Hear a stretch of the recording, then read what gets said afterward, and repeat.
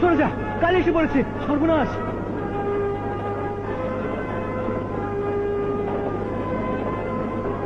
হায় আল্লাহ, এখন কি হবে?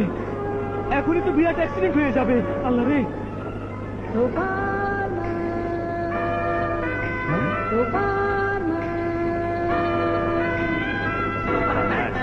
আরে ওই যে সুপারম্যান।